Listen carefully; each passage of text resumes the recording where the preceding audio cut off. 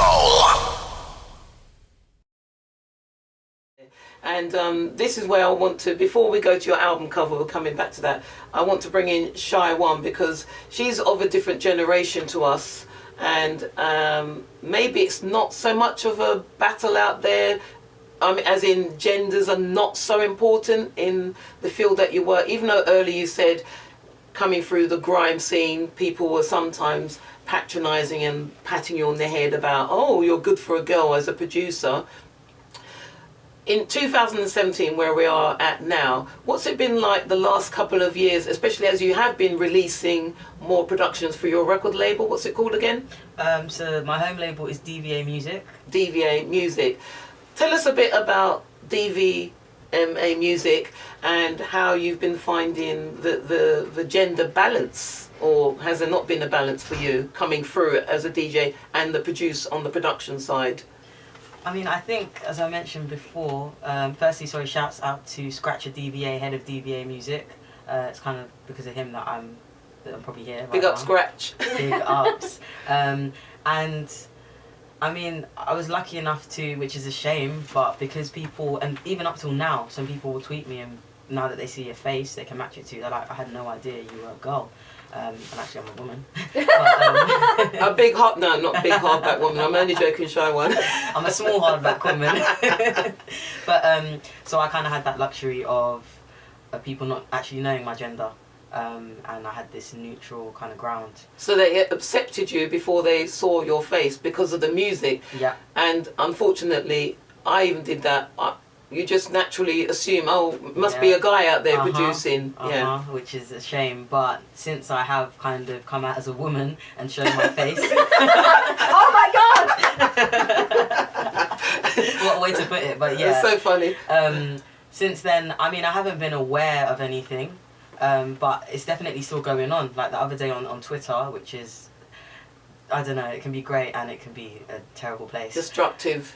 Yeah, very destructive and also distracting. But I saw that there was a DJ, a male DJ, who kind of was calling out other males because, and he's been doing it for a while, but he only just recently realised how messed up it is, and kind of how much prejudice there still is out there. He heard it firsthand, like someone basically belittling a woman in music's kind of what she'd achieved and put it down to basically her just doing certain things to get there. Oh, yeah, and big shouts out to Josie. You're forever gonna.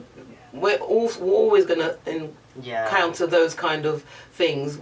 Sadly, people will use their sexuality to get ahead within the industry, whether they're talented or not. So it's just unfortunate. Or they just assume it's through upbringing. That kind of, I was always hesitant to reveal who, like my dad's a DJ, so I was always hesitant to reveal that. And I think that's a good stance to have, because you want them to believe in you for you as an individual, and your talent. Yeah, exactly.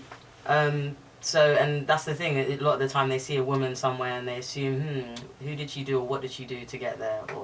And it's not the case, but thankfully I haven't been too aware of it. I don't know if it's because I came up around the mandem and I was always embraced by them, despite some of the patronising comments and, things, but I'm thankful that I don't really see it that much. That doesn't mean it's not there.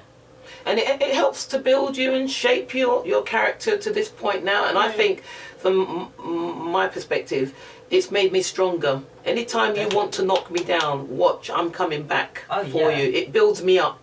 Yeah, or even just the thing of going, like, when I was, 13, 14, when I first started record shopping, to be able to walk into such a intimidating environment and not even be aware that you're the only woman in there, but also to kind of command respect, like hold your place in the queue, make your voice physically be heard, like, yo, can you, I want to hear that. I'd like to get served, please. Yeah, can I be served? And I'm small as well, so but it makes you, I think, being a woman in music, DJing especially, DJing more so maybe than production, because production you can do from the safety of a studio. Yeah. And so how are your productions received now? since they know I'm a woman. Well, just forget that. How Yeah. are your productions received? Because I've been hearing this lady make some tunes, yeah, I on the heard. broken beat Yeah. kind of vibe. Not so much the grime, but I've heard some of them, and I make no apologies. She's on par with certain said guys out there, and they need to be paying attention to Shy One, because Thank you. I'm all about the quality of the content. Yeah. Forget your gender, quality of content, but because you're a woman, I'm even more down with you on your side. So keep it coming, girl. Thank you. I mean, I'm really grateful, just as you kind of just demonstrated, they're being well received, which surprises me. But as I said earlier, that was all my own, it was all in my head. It was all an obstacle.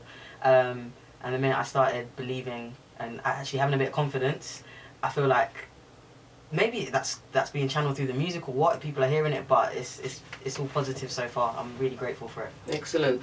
And speaking of records, being intimidated, initially going into the shop, a new space and trying to hold your own, I've asked you ladies to bring in some vinyl today, some of your favourite producers from a female aspect, either through songwriting, production, executive production, arrangement, being in the desk, and not just as, you know, the face and the singer or musician. And I see you brought in some jazz. Tell us about your selected piece today. So right now I'm holding Tanya Maria, Come With Me. I can't front, this is not my album. This is my mum's We have copy. to show Oh, this you to stole everyone. it. Yeah, I stole it. Shouts to my mum out there. You're listening. I know you are. Big ups. I've had permission.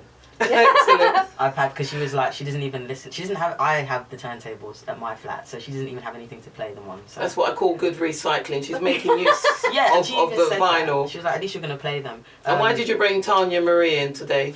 I An brought excellent this- album, by the way. Because I remember being little, like 3 or something, and like kind of humming along to the scats on this and just Oh. loving it. I grew up with this, so when my mum was cleaning or whatever, this album's getting put on. Some great dance floor tracks on there. Mm. Oh, I've danced gosh. to. Yeah, I've played them recently, and I'm trying to introduce my generation to these kind of sounds. But I bought it. Yeah, it's a nostalgic one. I grew up with it. It's just fond memories, and it's an amazing album. And even though I can't understand the words, sadly I'm not bilingual, let alone Portuguese. trilingual. I can't understand a word of it, but her like fierceness and her attitude, and She's an amazing pianist, It all Tanya comes Marie. through. And Yeah. a composer, yeah. it all comes through. I don't even know hardly enough about her. This is the only album of hers, body of music of hers that I own. I think I've sampled. It's a another great bit. starting point. But yeah, so it's still the beginning of a journey. I've been loving this album for the last like 23 years. Wow. Very good. Yeah, Excellent. and I still haven't moved on from it. That says something. that says something about And that it. just shows you the quality Mhm. of the work is timeless. Mhm. And this is what I love about vinyl. Maureen, we're of a slightly older generation, Yeah. and you've been collecting vinyl avidly for years. Yeah. And I see you brought in an original piece from the now deceased. Maya Angelou. Yeah. And why have you chosen this vinyl epic today? Well, I wanted to bring something along that resonates with people, because Maya Angelou has transcended race and gender, and has in her history become a thought leader, a cultural leader, a political leader in everything that she's done. Her light has shone, what's the right correction? I'm going to get told off for this. Her light shone so brightly, is still shining so brightly, that she will forever be in the world as the voice of political activism, poetry. She was a singer, a dancer. She married some really interesting, influential men. She lived all over the world. She lived in Africa. But I read her book, Why the Caged Bird Sings, when I was a teenager. And of course, at that point, not being as culturally and as racially aware, living in a polder landscape, which is flat with windmills and tulips, seriously. Which country is The that? Netherlands. Right. So 'cause I'm Dutch. certain Yeah. people won't know this, yeah. Hey, I said tulips. But yeah, living there and not actually understanding the subtleties, not having lived in London with multicultural tensions, I already liked the book because it resonated. It was the story of somebody who was a victim and a survivor, and from a survivor she was victorious, and she has always been not just a voice of reason, but a voice of beauty, a voice of power, and a voice of integrity. She inspires me, and so I brought a poetry album with a beautiful sleeve of her face from 1969. Can we just show this? Up to Can the we camera. just show this to the camera? I mean, it's a beautiful photo, isn't it? I love the jewellery Yes. as well. Yes, Yeah. little Creole, But gold Creole earrings. She definitely has spoken to millions of women around the world. Me included. She's etched in the minds of many, and a champion. I think she definitely inspires I bought many. it from a record store called Blue Monk Records on Turnpike Lane. I cannot remember that at all. Now you're showing your age. They're obviously no longer there because it's an 01 telephone number. Oh wow. Cost me 10 quid. Sorry, what's the telephone? No, I'm only joking. And so just quickly, we've got literally about 45 seconds before we go to our next ad break here on My Soul Radio. I'm in conversation with Shy One, who's an upcoming DJ and producer, and also the lovely Auntie Maureen, who I've known for many long years. Yep. And she's a soldier. We inspire each other because she puts on events. She stands up for people who sometimes don't necessarily have a voice, but her agenda is sincere, because we champion this through the music, and we get the job done, don't we, Maureen? And that's what I Am hope DJ so. is about, getting the job done because you've not been heard. Just get on with the act of doing. Don't worry about what people say. Just do. I could sell trainers. But we're not going to give them any free advertising here. I'm not selling trainers. on My Soul Radio. I'm having a wonderful time. I'm being educated as well by Shy One and Auntie Maureen, aka Sissa Mo, aka Maureen Sparkles, and she does. Sorry if about you that. could see what she's wearing here today in the studio, it's an awesome collection of this, that and the other, but it works. Only you could have that mindset to put Yeah. the fashion pieces together. We're going to the ad breaks. We'll be back Thank on the you. other side with more good music and our very special guests here in celebration of International Women's Day. Hey, yo, this is the one and only My Soul.